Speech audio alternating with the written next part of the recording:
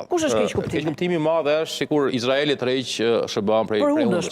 Edhe kjo është një lloj mode kolektive, sidomos e ngarkuar me nuanca antisemite dhe të panevojshme, me thënë drejtën. Pra nuk po e tërheq Izraeli për hundësh Amerikën. Marrëdhënia e SBA-ve në disa raste ndaj Izraelit ka qenë shumë agresive. Për shembull në rastin e pushtimit të kanalit Suezit, ku ka kërcënuar për bombardim, kur është pushtuar nga Izraeli dhe Franca dhe Anglia. Domethënë, ajo që kemi neve është konvergim. Domethënë njerëzit shikojnë këtë panoramë të tanishme nuk kuptojnë që ka një të kaluar të madhe. Për shembull, armët për herë të parë Izraeli për ta mbështetur në mbijetesë ka dhënë Çekoslovakia. Mandej pasaj në 48, mandej pasaj në luftën shtatitore dhe jo ka bazë kryesisht të Anglisë e Francës. Pra shumë komplekse rajoni se sa kaq, se sa fotografia që përpiqen t'i japin në vitet e fundit. Ka një konvergim të jashtëzakonshëm. Pra ka një përputhje të jashtëzakonshëm që portretizohet sikur është diktim. Po ka një konvergim, qoftë interesi Izrael për mbijetesën e vet që të ketë Iranin sa më dobësuar, duke qenë se Irani e ka, si thua, rrethuar, e ka pas rrethuar qoftë me Hezbollah në veri, qoftë me ndikimin që ka pas te Hamasën në jug, dhe qoftë me milicit shite që ka pasur në Siri.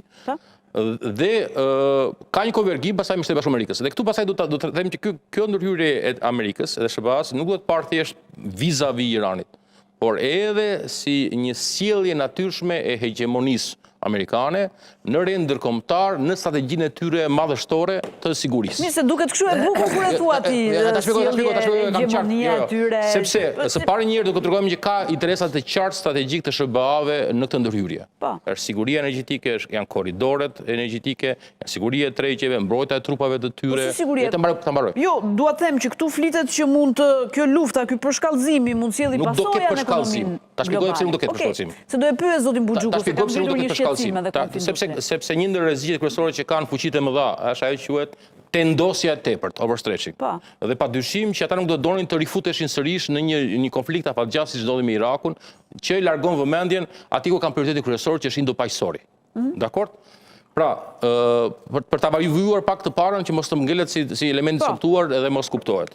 SBA-t kanë interes strategjik shumë të qartë, që shpjegohet qoftë me strategjinë e fundit të sigurisë nxjerrë nga Trump, qoftë edhe ligji i autorizimit të mbrojtjes. Në dy raste shpjegohet qartë që ata kanë interes thelbësor për mbijetesën e tyre dhe për rajonin. Pra energji, mbrojtje ndaj aleatëve, mbrojtje ndaj bazave të tyre të pranishme. Kurse nga ana tjetër këto janë si ta mbaroj pak lutem. Jo, mbaroje ti, po kishte një batutë shumë të bukur. Mos e divio se është tepër komplikuar. Shikoj, zakonisht gjëra bëhen në leksionet katedrash. Është e komplikuar. Janë të komplikuara dhe është vështirë të sintetizuar këto gjërat. Por këtu kemi sinjale strategjike që jepet shumë palëve. Kemi sinjal që jepet Kinës. I thuhet që SBA-ja është e gatshme të përdori forcën e saj për të mbrojtur interesat e saj, përkundrejt Tajvanit ose zonave të tjera të influencës. Kjo është demonstrim force i qartë. Dhe është duke treguar që SBA-t nuk janë në një tërheqje strategjike dhe kursesi nuk janë në një izolacionizëm siç është pretenduar shpesh. Është duke treguar dhëmët, duke demonstruar. Është duke treguar dhëmët Rusisë. Duke thënë që e para ky partneri yt ne e shkeli me këmbë, duke e prerë kokën dhe ky është fat që mund të kapi edhe ty, dhe duke thënë që shiko, SBA-t janë të gatshme të angazhohen në disa teatre luftarake paralelisht. Janë një fuqi që është me autoritet edhe mundësi dhe bëj rol në shumë vende. Ky është mesazh. Është një mesazh i qartë për treguar që nuk është e paralizuar në një front të vetëm, por ka mundësi dhe më ndërtu dhe me vepru në disa teatre dhe kjo ndodhi menjëherë. Venezuelë ndodhi menjëherë në dy kontinente ndryshme. Është një mesazh që jepet aleatëve, përkundrejt atyre që thuhet tani, po i del krah aleatëve, duke thënë qoftë aleatëve që kanë gjirë persik dhe për më tepër Izraelit, duke thënë që ne ju rim pas dhe jemi të ngatshëm të angazhohemi, të harxojmë para, trupa edhe kredibilitet ndërkombëtar. Pra në gjithë dimension, SBA-ja është duke rivendosur kredibilitetin e vet si pikë graviteti i politikës globale.